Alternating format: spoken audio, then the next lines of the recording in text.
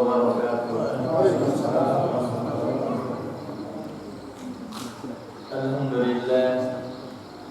Alhamdulillahilladzi hadana li hadza wa ma kunna linahtadiya laula an hadana Allah.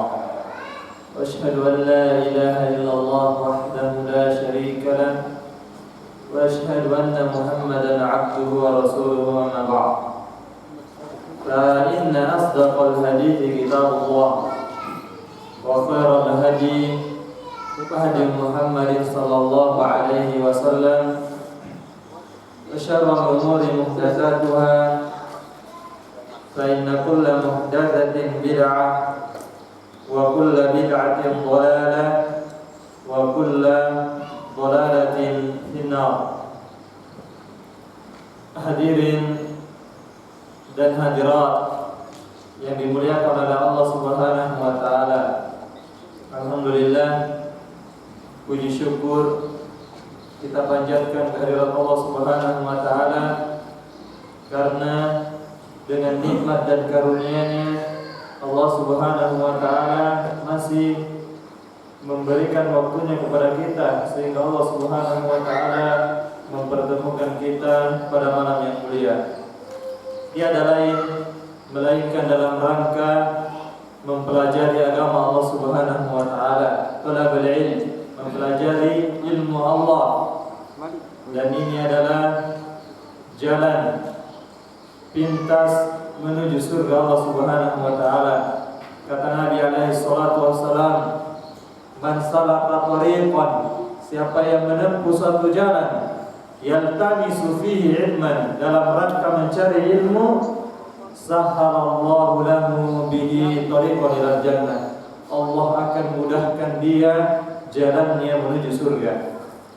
Baik, jamaah yang dimuliakan Allah Subhanahu wa taala, kita lanjutkan kajian kita dalam kitab Sifatul Salatin Nabi sallallahu alaihi wasallam, tata cara salat Nabi sallallahu alaihi wasallam, minat takbir, mulai dari takbir ila taslim sampai salam, ka'annaka taraha, seakan-akan engkau melihat salat Nabi sallallahu alaihi wasallam.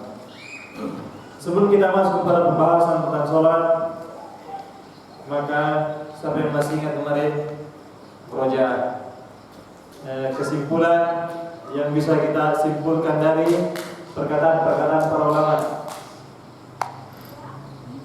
Siapa? Satu dari perkataan-perkataan para ulama 4 mazhab. Kembali ke hadis Al-Quran. Nah, seluruh mereka atau manhaj mereka semuanya merujuk kembali kepada Al-Quran dan Sunnah Nabi sallallahu alaihi wasallam yang sahihah, yang sahih. Yang kedua apa?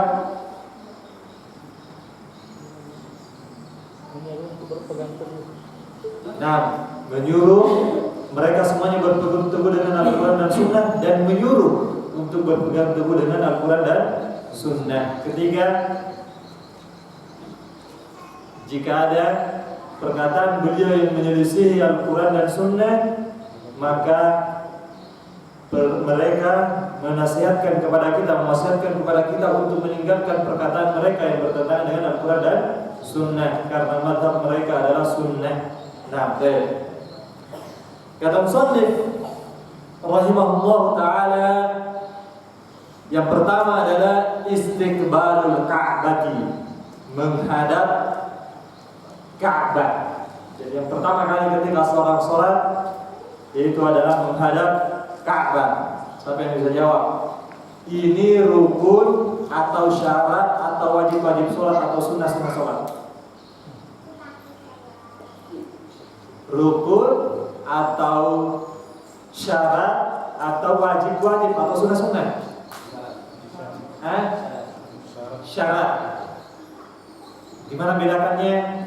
Kalau syarat itu sesuatu yang harus ditunaikan sebelum dikerjakan ibadah itu, tapi di luar ibadah tersebut. Masuk di dalamnya wudu, menutup aurat, kan itu di luar sholat, tapi dia harus diadakan. didatangkan tanpa ada syarat ini, maka ibadah tersebut batal. Ibadah tersebut tidak sah. Jadi ilmu yang pertama adalah bahwasanya menghadap Ka'bah dan dia adalah syarat. Berarti syarat yang pertama adalah menghadap Ka'bah. Apa yang dimaksud menghadap Ka'bah? Maka ada dua keadaan. Menghadap Ka'bah ada dua keadaan.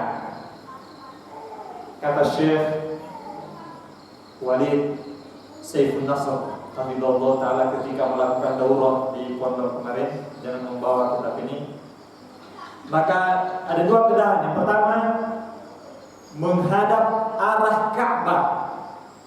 Kapan itu? Ketika seseorang tidak bisa melihat Ka'bah, seperti Indonesia. Seperti Indonesia dan yang lainnya.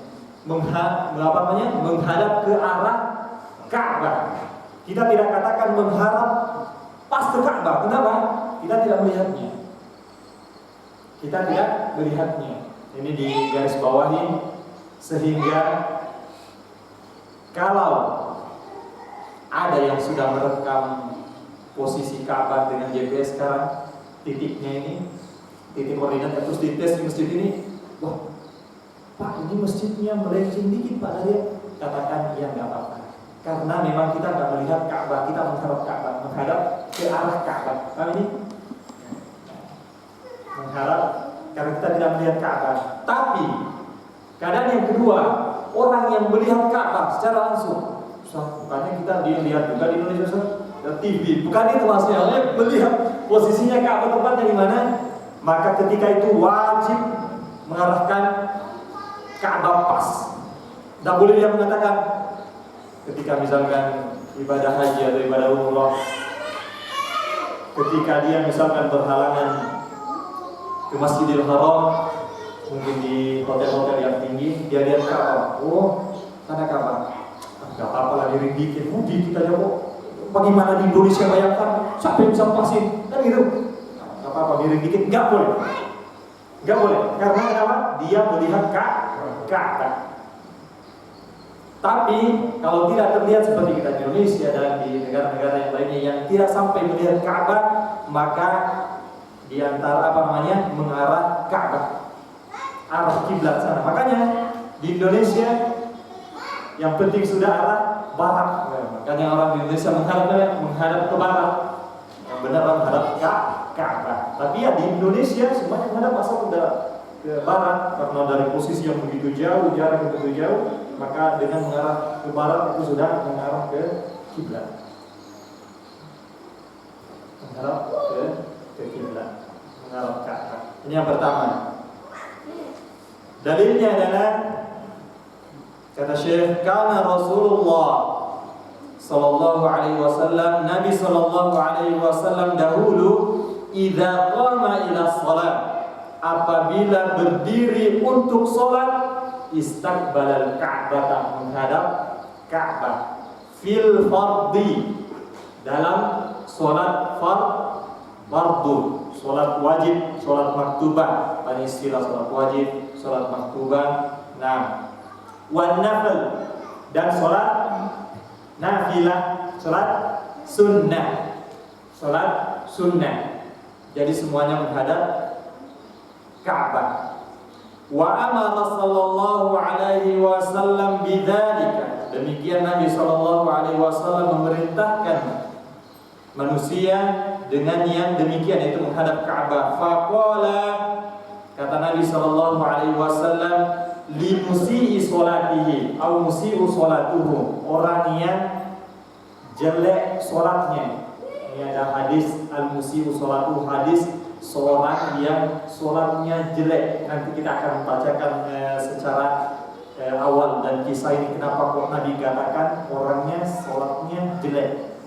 Kata Nabi sallallahu alaihi wasallam, yang potongan hadisnya sebelum kita sampaikan secara utuh hadisnya. Idza kunta ila shalah, apabila engkau berdiri mau salat, fa asbigil wudu, sempurnakan wudu dengan tata cara wudu yang diajarkan Rasulullah sallallahu alaihi wasallam. Tsumastaqbilil qiblata, kemudian menghadap kiblat, fakabbir, kemudian takbir. Bapak kemarin nanya tentang niat nih, tidak disebutkan. Langsung menghadap kiblat, fakabbir, takbir, Allahu Akbar. Dan Nabi SAW tidak menjelaskan tentang melafazkan niat. Dan suatu perkara dalam kaidah dalam Islam, ketika ini sangat dibutuhkan enggak? Iya, orang yang jelek sholatnya kata Nabi, tapi Nabi tidak sampaikan ini. Seandainya itu ada ini, Nabi SAW wajib menyampaikan ketika itu. Takhirul bayan ada dalam kaidah, mengakhirkan penjelasan fi waqtil hajah, pada waktu dibutuhkan, mamnu dalam Islam. Ini terlarang. Orang ketika itu membutuhkan enggak dijelasin, padahal butuh. Berarti tidak boleh demikian. Ketika Nabi SAW tidak menjelaskan, berarti memang tidak ada. Memang tidak ada. Kita sampaikan secara panjang hadisnya, Syekh tidak menyampaikan secara utuh hadisnya, namun kita akan sebutkan kemana kok kisahnya, kok tiba-tiba Nabi SAW mengatakan mengajarkan orang sholat tersebut. Ada beberapa riwayat, namun yang paling sah dari dua riwayat ini adalah dua riwayat. Yang pertama adalah dari sahabat Abu Hurairah. Abu Hurairah. Siapa nama aslinya Abu Hurairah? Abu Hurairah kan artinya apa? Bapaknya kucing. Apa namanya kucing? Yang enggak apa? Nama aslinya siapa? Abdurrahman ibnu Sakhr. Nama aslinya adalah Abdurrahman ibnu Sakhr, tapi terkenal bapaknya kucing. Abu Hurairah. Abu Hurairah, sahabat yang paling banyak meriwayatkan hadis dari kalangan laki-laki. Kalau dari kalangan wanita siapa? Aisyah radhiyallahu taala anha, istri yang paling dicintai oleh Nabi sallallahu alaihi wasallam. Hadisnya diriwayatkan oleh Imam Bukhari ya. Jadi hadisnya sangat sah diriwayatkan oleh Imam Bukhari. Imam Bukhari adalah seorang ahli hadis yang terkenal. Bahkan mungkin hampir seluruh pondok memiliki kitabnya ini, Sahih Bukhari. Kalau matanya aja ya setebal ini matanya. Sudah disyarah oleh para ulama berjilid-jilid, ada yang lebih 10 jilid. Nah, haddatsana Ishaq bin Mansur, kata Imam Bukhari telah mengabarkan kepada kami, menyampaikan hadis ini Ishaq bin Mansur. Akhbarana Abdullah bin Numair, mengabarkan kepada kami Abdullah bin Numair. Ini namanya apa namanya? Silsilah, rantai. Dari sini hadis ini, dari ini, dari sini. Sehingga kita menyampaikan sesuatu yang bisa kita pertanggungjawabkan di hadapan Allah Subhanahu wa taala. Haddatsana Ubaidullah, telah mengabarkan kepada kami Ubaidullah an Sa'id bin Abi Sa'id al-Maqburi, dari Sa'id ibni Abi Sa'id al-Maqburi, an Abi Hurairah radhiyallahu anhu, dari sahabat Abu Hurairah radhiyallahu anhu. Kata Abu Hurairah radhiyallahu anhu, anna rajulan, bahwasanya ada seseorang, dakhala al-masjid, masuk ke masjid, wa Rasulullah sallallahu alaihi wasallam jalisun, ketika itu Nabi sallallahu alaihi wasallam jalis. Apa jalis? Duduk. Fi nahiyatin minal masjid, di salah satu tiang di antara tiang-tiang masjid. Fasalla, kemudian sholat. Siapa yang sholat? Bukan Rasulullah, orang yang tadi masuk. Sholat. Disebutkan bahwasanya ada dia adalah sholat sunnah.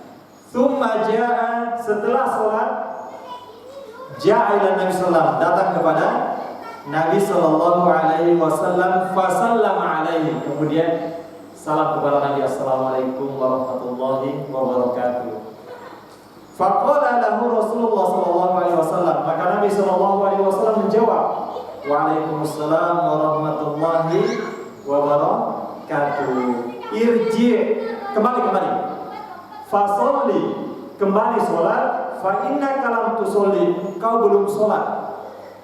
Bapak, pertanyaan, tadi sholat tidak? Sholat. Disebutkan dia masuk ke Abu Hurairah, kemudian dia sholat. Habis itu selesai sholat datang ke Rasulullah, bersalam, assalamualaikum warahmatullahi wabarakatuh. Kembali, engkau belum sholat. Maka dia adalah seorang yang mengagungkan Rasulullah SAW. Dia nggak banyak ngomong, sudah, karena dia sholat. Kan dikatakan belum sholat, sholat lagi. Sholat. Waraja rajul fa shalla kama shalla, kemudian dia kembali sholat sebagaimana dia sholat yang pertama kali tadi. Tsumma jaa fa sallama 'ala Nabi sallallahu alaihi wasallam, datang yang kedua kalinya. Salam lagi, assalamualaikum warahmatullahi wabarakatuh. Jawab lagi, waalaikumsalam. Irji fa shalli fa innaka lam tusalli, kembali sholat. Engkau belum sholat yang kedua kalinya. Tapi orang ini lagi-lagi belum ada komentar. Dia langsung sholat. Ya mungkin saja tadi belum ada yang kurang, dia sholat lagi. Faqala Rasulullah sallallahu alaihi wasallam fi fasali bainaka wa tusalli. Faqala fi tsaniyati aw fi allati ba'daha, fi riwayat faqala fi tsalitsah. Kemudian datang yang ketiga kalinya. Walladzi ba'atsaka bil haqq. Ini setelah tiga kalinya kembali lagi. Sudah sholat, salam lagi sama Rasul, dijawab lagi, irji fasolli, kembali sholat. Engkau belum sholat. Maka dia mengatakan, walladzi ba'atsaka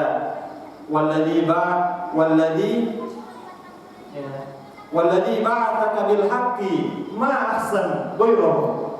Demi zat, itu demi Allah yang mengutus wahai Rasulullah SAW, saya nggak bisa membuat yang lebih baik daripada ini. Ini sholat yang terbaik sudah menurut saya. Seperti ini yang saya bisa ma'asan gue. Saya tidak bisa memperbaiki yang lebih dari itu. Fa'alimni ya Rasulullah. Dia enggak, ketika dia mengetahui saya cuma bisa kayak gini, apa urusanku denganku? Biarlah saya sholatku begini, surga-surgaku. Dia tidak demikian.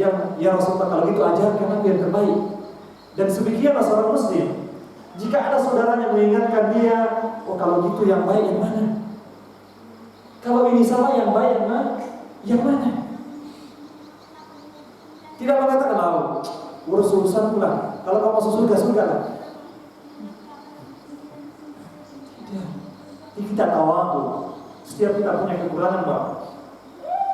Kita punya kekurangan, kita diingatkan, oh iya, barangkali kita keliru, dan gak mesti orang itu gak tahu dia keliru, Pak. Kadang dia namanya keliru. Tadi kamu sholatnya 3 rakaat. Oh iya. Bukan dia sengaja, kadang dia tidak tahu atau sadar. Jadi sehingga kalau kita diingatkan ya kita sadar. Oh iya, kalau begitu anak yang salah. Seperti ini. Kemudian dia mengatakan, kalau begitu ajarkan Rasulullah. Fa'alimni, ajarkan aku ya Rasulullah. Faqala, maka Nabi sallallahu alaihi wasallam mengajarkan sudah. Idza kunta ila shalah, jika engkau mau salat, fa asbighil wudu, maka sempurnakan wudu terlebih dahulu. Tsumma istaqbilil qiblat fakabbir, kemudian menghadap kiblat fakabbir. Ini dalil apa tadi? Bahwasanya salat harus menghadap kiblat. Salat harus menghadap kiblat. Tsumma qara'a atau tsumma qra' bima tayassara ma'aka minal Qur'an. Kemudian baca apa yang mudah bagimu dari Al-Qur'an. Tsummarka, kemudian ruku hatta tatma'inna raki'an, sampai engkau betul-betul ruku'nya tumanina, tenang. Apa yang dimaksud dengan tumanina, Bapak? Berhenti sejenak. Iya, berhenti sejenak. Sebagian orang mengatakan pelan. Berarti kalau orang sholat, Allahu Akbar, Allahu Akbar, sami Allahu liman hamidah, pelan-pelan. Bukan itu enggak tumanina. Berhenti sejenak. Allahu Akbar, tumanina, sami Allahu liman hamidah. Ini disebut dengan tumanina. Bukan pelan-pelan. Kalau pelan-pelan jalan terus tapi pelan-pelan. Bukan demikian. Bukan demikian. Nah, tsummarka tatma'inna raqiyan tsumma rfa' ra'saka, kemudian angkat kepalamu, apa namanya? Mengangkat kepala dari rukuk, apa namanya? I'tidal. Hatta tatma'inna hatta tastawi, atau fi riwayat ta'tadil, sampai i'tidal, yaitu berdiri tegak lurus. Makanya waktu sebagian ada yang sholat belum lagi tegak sujud sudah. Sempurnakan dulu, sempurnakan. Ketika sudah tenang baru turun sujud. Memang sholat ini penuh ketenangan, dipenuhi dengan doa, kekhusyuan. Sholat adalah khusyuk, adalah ruhnya sholat. Bukan hanya sekedar yang penting kan selesai sudah Allah dari Allah sampai kayak tadi udah selesai sholat, katanya kembali kita belum sholat, dikatakan belum sholat. Sehingga kita perbaiki sholat kita. Jangan sampai kita termasuk orang-orang dikatakan Nabi kau belum sholat. Sehingga mungkin kita di dunia bangga, alhamdulillah, mana ada waktu sholat aku tinggalkan. Jangankan yang wajib, yang sunnah tunaikan. Manusia pada tidur tengah malam sehingga bangun sholat. Tapi jika sholatnya yang demikian kata Nabi, kau belum sholat. Naudzubillah min dzalik. Sehingga akan pentingnya kita memperbaiki sholat kita. Tsumma rfa'usaka hatta tastawi fi riwayat ta'tadfi ukhra tatma'inna qa'iman, sampai kau betul-betul berdiri. Tsumma sujud, kemudian sujud hatta tatma'inna sajidan, sampai engkau benar-benar sujud. Ada sujud yang seperti mematuk ayam. Seperti mematuk ayam. Ayam itu cepat ya. Seperti itu. Jangan. Disebut dalam riwayat bahwasanya orang ini apa? Yang dikatakan sholatnya rusak bukan karena nggak menghadap Ka'bah, bukan karena nggak takbir, bukan karena nggak baca doa, tapi disebutkan bahwasanya dia tidak temanjinya, cepat gerakannya. Dikatakan Nabi kau belum sholat. Makanya masih ingat Pak, di daerah mana itu yang sholat tarawih 23 rakaat berapa menit? Masya Allah. Ekspres Pak. Gimana khusyuk? Ketika dikomentari ya Pak, kenapa kok sholatnya ini kok beda daripada yang lainnya gitu Pak? Ya sekalian olahraga masa. Oh sholat ya sholat, olahraga olahraga. Kita tahu Bapak, ibadah itu pasti ada manfaatnya. Bahkan di sholat itu bisa berfaedah olahraga, tapi jangan dijadikan sholat itu olahraga. Seperti puasa dan yang lainnya. Hatta tatmainna sajidan tsumma rfa'ra'saka, kemudian bangkit dari sujud, hatta tastawi au tatmainna jalisan, kemudian benar-benar duduk, kemudian sujud, baru sujud lagi. Hatta tatmainna sajidan, sampai engkau betul-betul sujud. Tsumma rfa' hatta tatmainna jalisan, kemudian bangkit lagi dari sujud yang kedua sampai engkau tenang benar-benar duduk. Wa fi riwayat hatta tastawi qa'iman, atau dari riwayat sampai kau benar-benar berdiri. Tsumma fa'al dzalika, kemudian kau kerjakan yang demikian fi sholatika kulliha, di dalam setiap salatmu. Fa idza fa'alta hadza, apabila kau telah mengerjakan yang seperti ini, faqad tammat sholatuka, sudah sempurna salatmu. Wa man taqasta min hadza syai'an, apa yang kau kurangi dari salatmu ini, fa inna naqtasahu min sholatika, berarti engkau telah mengurangi pahala sholat. Makanya disebutkan dalam riwayat, seorang hamba sholat, la yansorifu, tidaklah dia selesai dari sholat illa ma kutiba lahu fi sholat, kecuali dituliskan dalam sholatnya. Baru sudah disampaikan Pak, 1/9-nya tusruha usyruha, 1/10-nya tusruha 1/9, thumunuha 1/8, subu'uha 1/7, sudusuha 1/6, khumusu 1/5, rubu'u, thuluthu 1/4, 1/3, nisfuha, setengah dari sholatnya. Bahkan yang tadi kata Nabi kau belum selesai, enggak dapat sama sekali, enggak dapat sama sekali sholatnya. Maka kita sudah tahu berarti sababul wurud, sebab datangnya hadis ini, kenapa Nabi SAW mengajarkan lil musii'u sholatuhu, sehingga ini hadis dikenal dengan apa? Orang yang sholatnya jelek. Bayangkan bagaimana jeleknya. Dikatakan belum sholat, tidak lihat dalam sholatnya. Bagaimana jeleknya. Sehingga hadis ini dikenal dengan al-hadis al-musii'u sholatuhu, orang yang sholatnya jelek. Sholatnya jelek. Wa kana sallallahu alaihi wasallam, dan Nabi sallallahu alaihi wasallam fi safari, ketika safar. Apa itu safar apa? Soalnya perjalanan juga tadi dari perjalanan jauh, berapa meter Pak? Ya ini perbincangan panjang dari para ulama sampai mencapai 40 pendapat kalau nggak salah.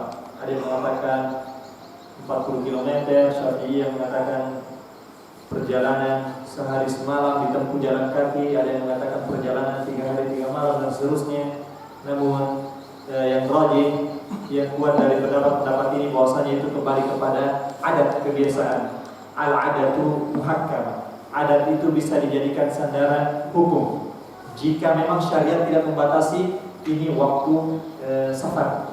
Di mana kita sudah di negeri kita mengatakan, oh ini perjalanan ke Sebatik itu safar, ya sudah kita hukumi safar.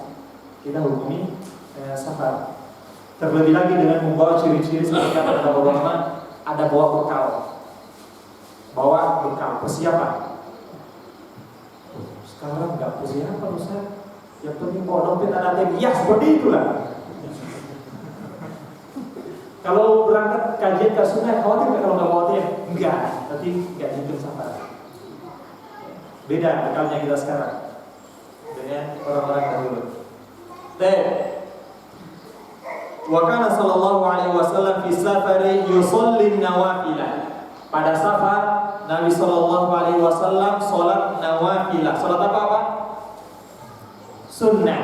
Nafilah, salat sunnah. Ala rahilatihi, di atas rahilah, di atas kendaraannya.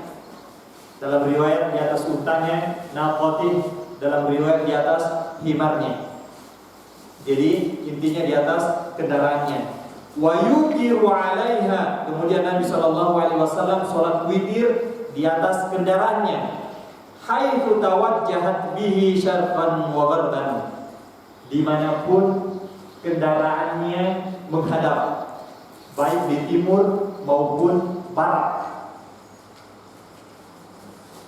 Faedah yang bisa kita ambil disebutkan oleh para ulama ketika mensyarah hadis ini, bahwasanya hadis ini diriwayatkan oleh Bukhari dan Muslim, bahwasanya boleh seseorang sholat sunnah di atas kendaraan, di atas untanya, di atas himarnya. Ketika dia perjalanan, dia boleh sholat sunnah kemanapun mengarah kendaraannya. Berarti tidak disyaratkan menghadap Ka'bah, tidak disyaratkan menghadap Ka'bah. Sholat sunnah, ya, sholat sunnah. Tapi kata ulama dalam riwayat yang lain ditekankan jika ingin takbiratul ihram maka dia hadapkan dulu menghadap Ka'bah, menghadap Ka'bah, Allahu Akbar. Habis itu sudah diarahkan kemanapun untanya dia mengarah. Karena kalau orang perjalanan Pak, masuk dia Ka'bah kalau harus menghadap Ka'bah terus. Iya, kalau tujuannya ke arah Ka'bah ya, kalau ke sana ya gimana Ustaz? Ya harus sesuai dengan tujuan kemana tujuannya. Wa bidzalika nazala qouluhu ta'ala, oleh karenanya turun firman Allah Subhanahu wa taala yang dalil bahwasanya bolehnya sholat sunnah di atas kendaraan, kemudian arahnya kemana arah tujuannya. Fa'ainama tuwallu, maka kemanapun engkau arahkan, fa wajhmu fa thamma wajhullah, maka di sana ada wajah Allah, wajah Allah. Fa thamma wajhullah. Disebutkan juga bahwasanya di antara belum disebut, nanti disebutkan. Sudah sekali kita sampaikan. Wa kana ahyanan, dan terkadang Nabi sallallahu alaihi wasallam idza arada an yatatawwa'a 'ala naqatihi, terkadang Nabi sallallahu alaihi wasallam jika ingin tatawwu. Apa tatawwu? Salat sunnah. Ya, tanya istilahnya Bapak ya. Salat sunnah, nawafil, nafilah, tatawwu. Ini semuanya adalah istilah-istilah salat sunnah. Ala naqatihi, tatkala Nabi sallallahu alaihi wasallam ingin salat sunnah di atas naqatihi untanya, istaqbala bihal kiblah, dia menghadap kiblah, fakabbir, kemudian takbir. Ya seperti yang kita sebutkan tadi. Tsumma shalla haitsu wajhahul ka'bah. Kemudian Nabi sallallahu alaihi wasallam bagaimana kendaraannya mengarah ke sana. Syarqan au ghorban, baik timur ataupun barat. Loh, bukannya kalau barat sudah menghadap kiblat, ayat. Bukannya di sini meskipun menghadap timur atau barat, bukannya kalau barat ya itu sudah Ka'bah. Aisyah bisa jawab, ini bukan di Indonesia. Kalau di Indonesia kan di barat, tapi kalau di apa namanya di sana maka tidak. Makanya kalau ada pertanyaan di mana orang sholatnya berhadap-hadapan, di masjid mana di Indonesia, Pak? Nggak ada di Indonesia, di Ka'bah, menghadap-hadapan. Agar kita jangan salah, kenapa kau ini menghadap barat? Bukannya kalau menghadap barat adalah sudah menghadap Ka'bah. Disebutkan di antara adab qadaul hajah itu harus apa? Kalau buang hajat membelakangi Ka'bah atau menghadap Ka'bah? Menyamping. Kata Nabi sallallahu alaihi wasallam, fala tastakbiruha, jangan menghadap Ka'bah, jangan juga membelakanginya. Lakin syarqan wa gharban, tapi menghadap timur atau barat. Sebagian orang di Indonesia pun timur dan barat itu Ka'bah, Ustaz. Itu ketika Nabi sallallahu alaihi wasallam mengucapkan itu bukan di Indonesia. Kalau di Indonesia iya, ya kan? Nah. Paham ya? Nah. Pertanyaan Bapak, kalau sholat wajib, bolehkah di atas kendaraan? Ya, asalnya tidak boleh. Makanya disebutkan dalam riwayat. Sebentar, mungkin sampai nanti. Coba kita baca dulu. Wa kana yarka'u, Nabi sallallahu alaihi wasallam yurufu wa yasjudu, dan sujud ala rahilatihi, di atas kendaraannya, ima'an bi ra'sihi, berisyarat. Ma'yumihu itu adalah berisyarat di ra'si, dengan kepalanya. Isyarat dengan kepalanya. Wa yaj'alu sujuda, dia jadikan waktu sujudnya akhfad minar ruku', lebih rendah daripada ruku'nya. Sama-sama dia tundukkan kepalanya. Allahu Akbar, berarti ini adalah ruku'. Nanti kalau sujud, Allahu Akbar agak rendah lagi sedikit, menunjukkan bahwasanya itu adalah sujud. Demikian kalau kita tata cara sholat demikian, seperti sholat duduk. Yang kita duduk seperti Bapak ini, mutarabbi, duduk sila, maka nggak mungkin kan sujud, Pak? Susah. Coba duduk sila terus sujud, enggak, susah. Maka dia berisyarat dengan kepalanya. Jadikan sujudnya lebih rendah daripada ruku'nya. Nah. Wa kana idza arada an yusalliya, ini semuanya potongan-potongan hadis Bapak. Wa kana idza arada an yusalli al-fardha, nah ini. Dan Nabi sallallahu alaihi wasallam idza arada, apabila ingin an yusalli al-fardha, mau salat fardha, apa? Salat wajib. Salat fardha wajib, salat maktubah, ini nama-nama salat wajib. Nazala, Nabi sallallahu alaihi wasallam turun dari kendaraannya, fastaqbalal kiblah, kemudian menghadap kiblat, kemudian salat. Di bawah dia sholat, dia nggak dia sholat di atas kendaraannya. Perjalanan naik pesawat dari sini ke mana yang paling jauh? Mekah. Berapa jam? 8. Coba besok kita coba. Nggak bisa ya. Nah, perjalanan yang panjang ini disebutkan oleh Syekh Shalih Al-Utsaimin rahimahullah taala. Kalau sampai, yang pertama harus dilakukan, dia menggabung sholat. Misalkan kalau ke Surabaya kan cuma 2 jam, tiba di atas pesawat sebelum duhur lepas landas. Pertengahan sholat duhur, tapi nyampe nanti asar sudah. Dia nanti asar, dia jamak. Jamak apa namanya? Takdim. Takhir apa takdim? Takdim artinya mendahulukan, memajukan. Kalau takhir mengakhirkan. Takhir mengakhirkan sholat duhur ke waktu sholat asar. Kalau takdim namanya mengambil sholat asar, dia sholat di waktu sholat duhur. Nah, maka dia sholat jamak takhir. Tapi kata Syekh, jika dia khawatir luput dari dua sholat, ini perjalanannya panjang, sampai sholat asar belum nyampe tujuan, dia sudah sering naik pesawat, meskipun di bagasinya tetap kan seperti itu. Ya sudah, maka ketika Syekh seperti itu, dia usahakan ketika dia mengkhawatirkan sudah, dia sholat jamak kosong di pesawat. Itu pun dengan dia mengarah kiblat. Maka dia tanya kepada awak kabin di mana arah kiblat. Bahkan kata Syekh, diharuskan, disyaratkan dia harus mengetahui arah seandainya nanti pesawat muter, sehingga diingatkan kiblat sekarang berada di sekian derajat, maka dia harus berputar, berpindah dari arah seperti itu. Makanya kata Syekh, kalau bisa tidak sampai luput waktu, nanti di jamak pesawat, daripada memberatkan seperti itu, alias tadi, karena dia akan mutar nanti. Seandainya pesawatnya mutar. Tapi seandainya pun tidak bisa, nggak ada yang bisa dipercaya untuk menyampaikan arah kiblat di sana, sudah. Fattaqullaha mastata'tum. Dia bertakwa semampunya. Bisa dipahami Pak ya?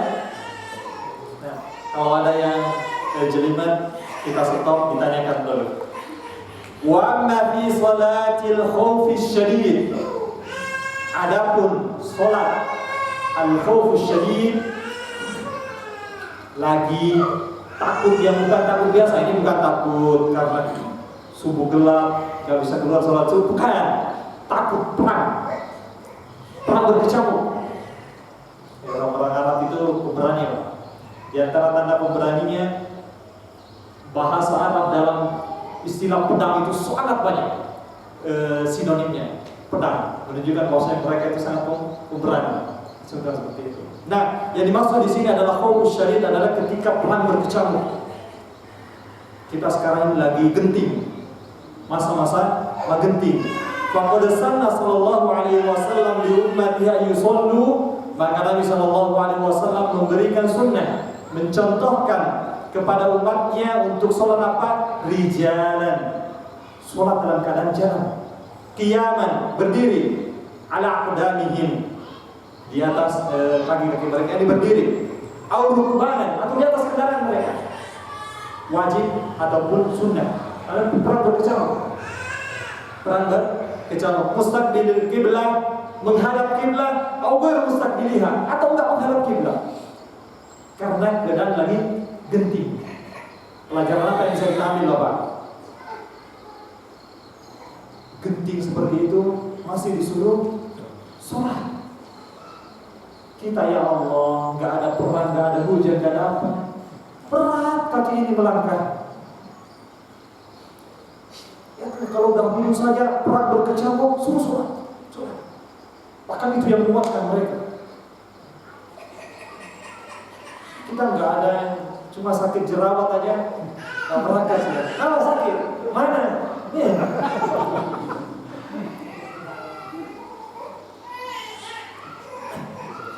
Wa idza ikhtalatu fa innama huwa at-takbiru bil isyarati bil ra's. Apabila sudah perang berkecamuk, bercampur antara musuh dan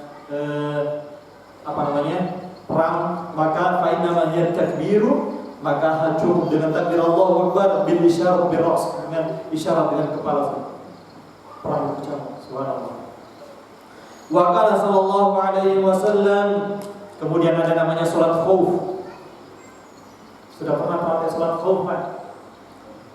Insyaallah nanti ada, atau kita sebutkan di sini beberapa contohnya. Di antara ciri bentuk salat khauf, banyak salat khauf Nabi sallallahu berbeda-beda. Salat khauf pada sekarang ke dalam genting. musuh ada di hadapan kita atau di sekeliling kita, tiba waktu sholat, kita mau sholat, maka disyariatkan sholat khauf. Maka banyak sampai tadi yang kayak berlari, berjalan di sholat khauf. Di antaranya ciri-ciri ada disebutkan berdasarkan hadits Aisyah radhiyallahu anha, sebutkan bahwasanya yang pertama sholat, ini kalau mau lihat silahkan dilihat di kitab Minhajus Salikin karya Syekh Sa'di rahimahullah ta'ala. Nabi SAW sholat dengan satu kelompok, ini dibagi dua kelompoknya, bagi dua kelompok. Satu sof sholat bersama Rasulullah, sof yang lainnya megang senjata menghadap musuh, siap siaga. Kadang kapan-kapan musuh menyerang dan kita serang. Yang lainnya satu sof sholat bersama Rasulullah SAW. Itu disebutkan contohnya itu sholat 2 rakaat di sholat subuh. Sholat sama Rasulullah SAW 1 rakaat. Seperti biasa, 1 rakaat, ruku, sujud sama ini, kemudian 1 rakaat selesai. Maka Nabi SAW tetap berdiri. Setelah 1 rakaat berdiri, ini disempurnakan. Dia sholat 1 rakaat, sempurnakan yang makmumnya ini, sempurnakan sendiri-sendiri. Kemudian mereka sujud, ruku, sujud, kemudian salam. Nabi tetap berdiri. Kemudian dia pergi menggantikan apa? Kelompok yang dijaga. Mereka siap-siap karena sudah selesai sholat. Kemudian sof yang belum tadi maju sholat bersama Rasulullah 1 rakaat lagi, 1 rakaat lagi. Karena Rasulullah belum baru 1 rakaat sholat bersama Rasulullah. Kemudian selesai. Kemudian Nabi nggak bangkit lagi. Kenapa? Sudah 2 rakaat. Nabi tetap duduk. Tahiyat. Ini bangkit menyempurnakan 1 rakaat karena baru 1 rakaat. Kemudian itu duduk. Kemudian salam sama Rasulullah SAW. Dan banyak lagi tata cara. Dan tergantung di mana musuh. Kalau musuhnya di hadapannya, maka tadi sof tadi berada di hadapan orang sholat. Kalau di sini ada menghadap musuh. Dan demikian.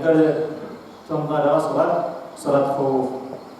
Wa qala sallallahu alaihi wasallam, dan Rasulullah sallallahu alaihi wasallam, ma baina al-masyriq wal maghrib qiblah. Ya, Bapak, kita sudah sampaikan tadi bahwasanya orang yang tidak melihat zatnya, ainnya Ka'bah itu maka ke arah kiblat. Disebutkan kata Nabi sallallahu alaihi wasallam, bainal masyriq wal maghrib qiblah. Antara maghrib, antara barat dan timur itulah kiblat. Asal sudah timur di sana, barat sudah sana kiblat. Seperti itu. Enggak mesti melihatnya. Kenapa? Tidak terlihat. Tapi jika melihat Ka'bah, wajib harus pas dengan Ka'bah. Bukan mengarah Ka'bah, tapi langsung menghadap Ka'bah secara langsung. Wa qala Jabir radhiyallahu anhu. Jabir radhiyallahu anhu mengatakan, kunna ma'a Rasulillah sallallahu alaihi wasallam. Dahulu pernah kami bersama Rasulullah sallallahu alaihi wasallam fi masirah atau sariyah. Pada suatu sariyah. Sariyah itu pasukan perang.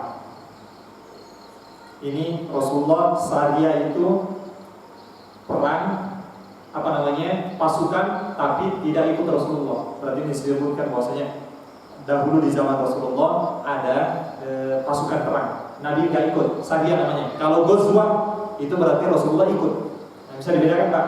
Ini sariyah pasukan perang juga, tapi kalau sariyah namanya Rasulullah nggak ikut. Tapi kalau ikut Rasulullah namanya ghazwah. Nah, maka fisariyah fa asabana ghaimun. Maka mendung, tidak kelihatan. Fataharraina, maka kami pun kebingungan. Waqtadafna fil qiblah. Kemudian kami berselisih, mana kiblat? Ada yang ke sana, sana kayak. Karena tidak kelihatan. Orang cuma melihat, loh, kenapa enggak pakai kompas? Lah, belum ada kompas ketika itu. Belum ada kompas.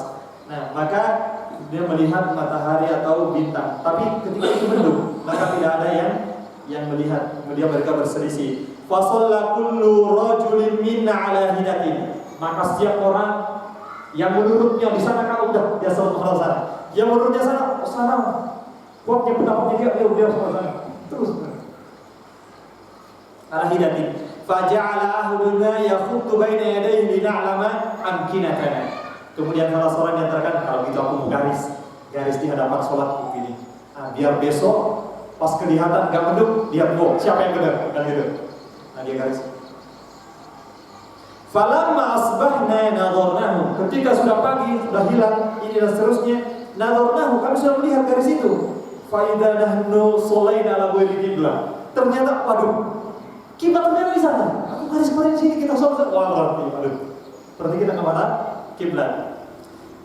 Maka fadakarna dzalika lin Nabi sallallahu alaihi wasallam. Kami pun menyebutkan ini kepada Nabi, ceritakan kepada Rasulullah sallallahu alaihi wasallam.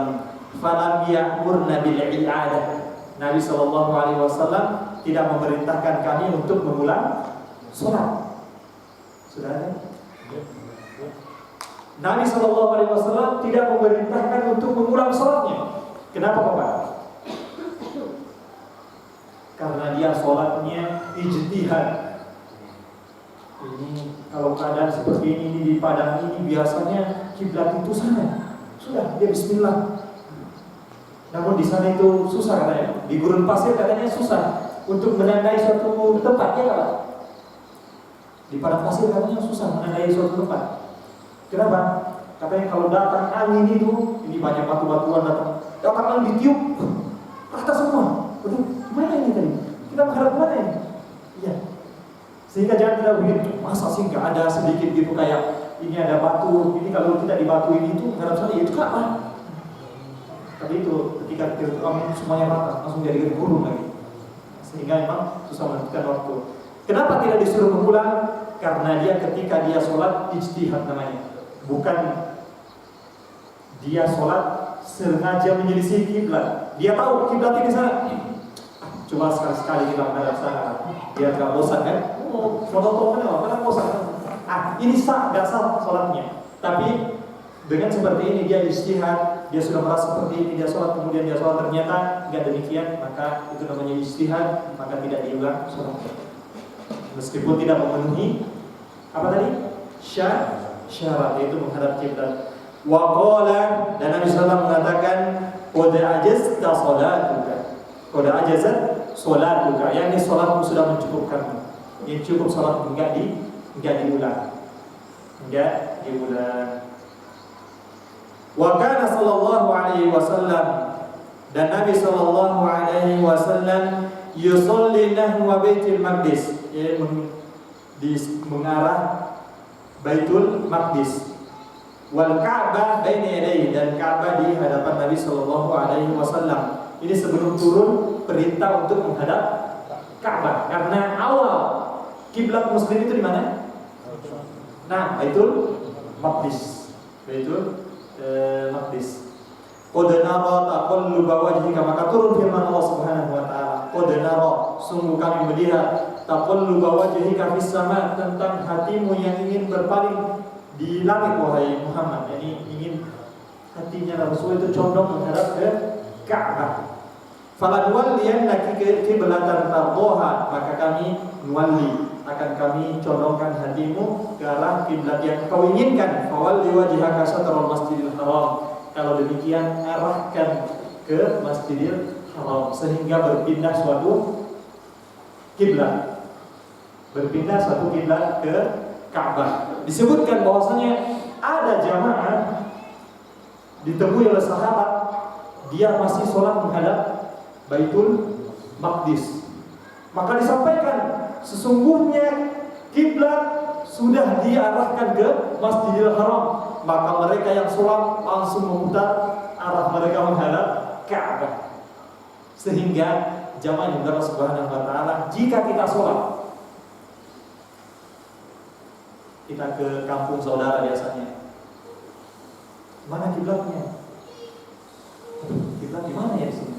Sudah, dia nggak bisa ini, nggak bisa itu. Bismillah, semoga dari sini menghadap kiblat.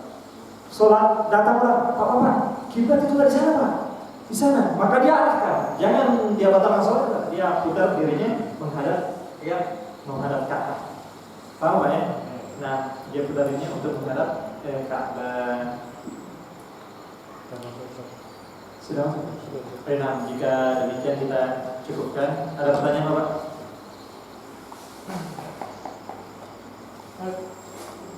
Apakah setiap sholat itu Ustaz, sholat wajib diwajibkan utama Ustaz? Ulama? Setiap sholat fardu diwajibkan utama. Wajib mandi. Setiap mau sholat Sholat wajib ya. wajib mandi. Ya. Kalau dikatakan wajib maka tidak. Setiap sholat Pak ya, sholat wajib. Mandi apa ini? Mandi besar? Enggak, mandi biasa. Mandi biasa saja? Tidak. Maka tidak disyariatkan untuk mandi. Soalnya Ustaz kalau sholat kita buang hajat, asli buang hajat. Oh, buang aja. Ya. Tapi Pak, seandainya ada yang siap, aku sholat mandi terus biar seger, bagus. Tapi bukan wajib. Sehingga kalau orang nggak mandi, kamu mandi nggak? Wah, nggak sholat, enggak. Tapi seandainya mandi bagus, segar. Ustaz, waktu saya masih muda Ustaz, saya ketemu sama Mas Ali.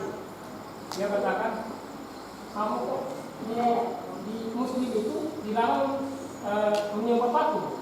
Tapi kok kamu menyembah Ka'bah? Itu kan Ka'bah itu kan dan terbuat dari batu katanya.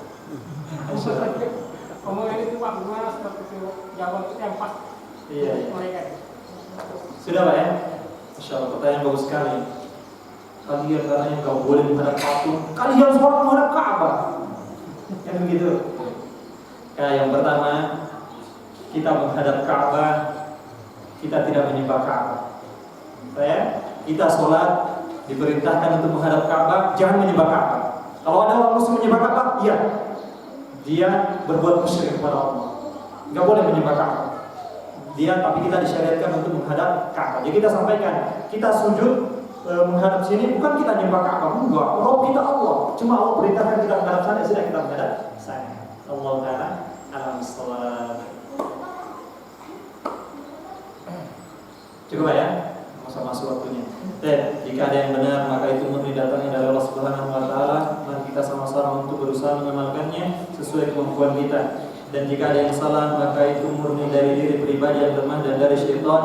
Semoga Allah Subhanahu wa taala mengampuni dosa-dosa kami. Kita tutup dengan doa kafaratul majlis. Subhanallahumma bihamdika asyhadu an la ilaha illa anta astaghfiruka wa atubu ilaik. Assalamualaikum warahmatullahi wabarakatuh.